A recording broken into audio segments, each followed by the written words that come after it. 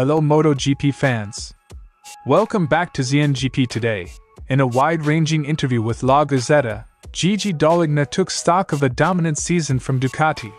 But he didn't shy away from blunt honesty about the parts that didn't go perfectly. Below are from Dall'Igna and unpacked for viewers. Ducati's team boss has sent a clear message ahead of the new season. Pecco Bagnaia looks refreshed, focused and ready to fight back.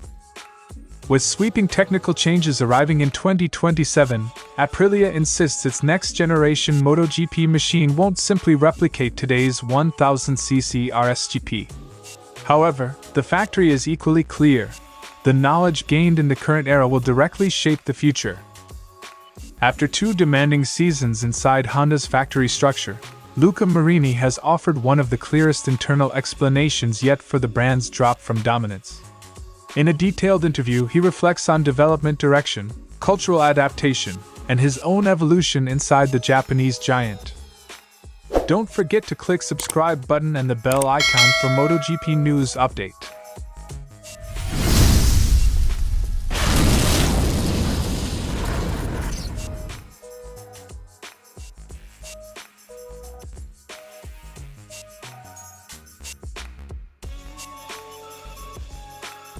On the record, Dall'Igna celebrates a season that put Ducati back on the map as the benchmark. The team won the championship, the factory secured another constructor's crown, and every Ducati rider visited the podium. Yet his tone is measured, pride tempered with engineering realism. That balance matters because it's not just about results on Sundays. It's about building processes that repeat those results reliably, weekend after weekend. Without a doubt, it has been a wonderful year. Dall'Igna was explicit about one sensitive pressure point: getting Pecco Bagnaia into the right conditions. Bagnaia's year was a patchwork of flashes and frustrations, and Dall'Igna admits that at times the team failed to put him in the situations where he could extract the bike's full potential. That's not a finger point so much as a diagnosis: setup choices, track-by-track compromises, and the small mechanical/ergonomic margins that turn speed into a podium. We weren't able to get Pecco into the conditions where he could have performed at his best.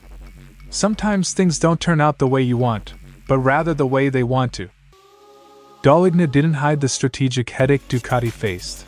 Other manufacturers enjoyed concessions that eased development work, extra tests, tire allocations, or engine freedoms, while Ducati had to be more conservative. That reality pushed them to make safer choices and occasionally test solutions on race weekends. Never ideal. The result is a two-front challenge: defend today's advantage while finding the incremental gains in aero and chassis before rules change. Certainly, the inability to test and having fewer tires available makes development much more difficult. Finally, Dall'Igna looked back at the long road that built his approach: decades of engine and chassis development, from 2 strokes to the modern 4 strokes and the RSV4. That history explains his conservative instincts this year.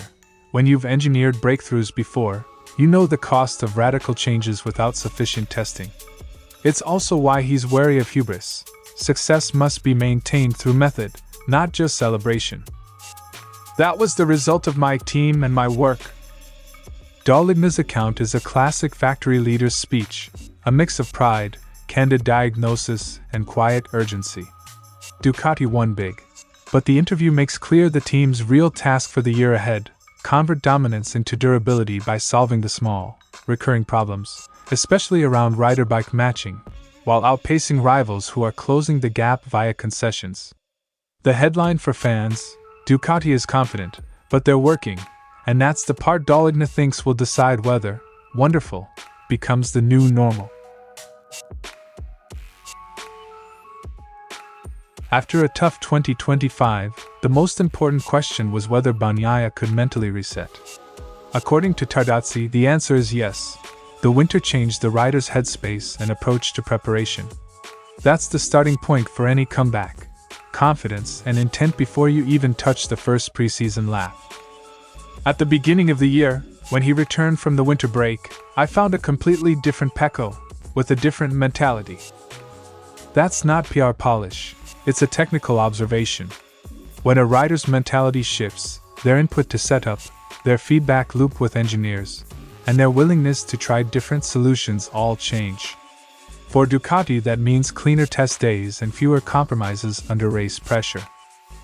Tardozzi didn't just say Bagnaia improved. He compared him to the 2024 version who could extract lap time even when the bike wasn't perfect. That's high praise. 2024 Bagnaia was methodical, aggressive in the right moments, and ruthlessly consistent. If Bagnaia truly refines those traits, Ducati's internal balance shifts from single-rider dominance back toward a two-rider threat. Reminiscent of the 2024 version.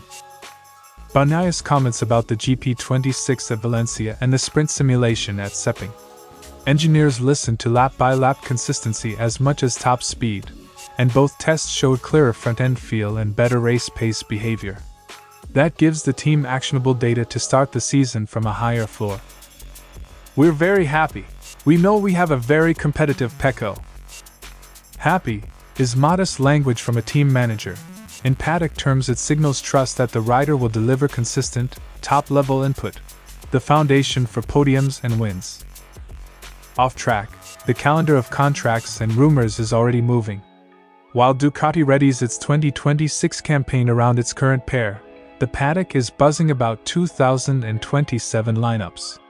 Tardozzi's assessment of Bagnaia serves a double purpose: motivate the rider and reassure stakeholders that Ducati still backs him, even if transfer speculation links names like, and potential moves involving or in future seasons. So, I think Pecco is going to be a very tough rival to beat in the upcoming races. That's the soundbite Ducati wants circulating. Bagnaia is no longer the rider to be pitted, he's a rival again. For rivals it's a warning, for Ducati it's a reassurance that their second rider can fight alongside their champion. Keep an eye on two things in the opening rounds.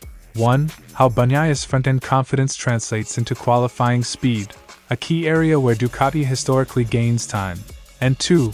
Whether Sepang's positive signs hold up in race simulations at circuits with heavy braking and high aero demand. If both are positive, Tardozzi's public confidence will look prescient, and the title fight will look a lot tighter. The 2027 regulations represent one of the biggest technical shifts in modern MotoGP. Engine capacity drops to 850cc, ride height devices disappear, and tire supplier changes from Michelin to Pirelli. That's not evolution, that's recalibration. While manufacturers like KTM and Honda have already tested 850cc prototypes on track, Aprilia is still in the bench testing phase before a spring debut. CEO Massimo Rivola makes it clear the new machine won't simply mirror the current one. 2027 for sure is something quite different, but everything we learned so far will be very useful for the 27 bike. Translation: architecture changes, but principles remain. Data doesn't expire, it evolves. Rivola dismisses the idea of simply shrinking the engine and calling it a day. The 850cc concept requires different torque curves, revised aero balance and chassis responses adapted to new tire characteristics. Yet, Aprilia believes that engine mapping philosophy, aerodynamic flow research and chassis flex understanding can carry forward with meaningful impact. I don't want to say it's a copy and paste, but we saw that there is a lot of know-how to transfer. In other words, the hardware changes, but the intellectual capital remains a competitive asset. Teams that learn fastest in the 1000cc era may adapt quickest in the 850cc one. Before 2027 arrives, Aprilia must still fight in 2026. At Sepang, newly re-signed Marco Bezzecchi showed competitive pace, and Rivola confirmed that the current RSGP package is largely defined. However, the final test in Thailand could still bring small refinements, particularly for stop-and-go circuits like Buram, where braking stability and acceleration balance are crucial. I think 80 to 90% of the package is fixed.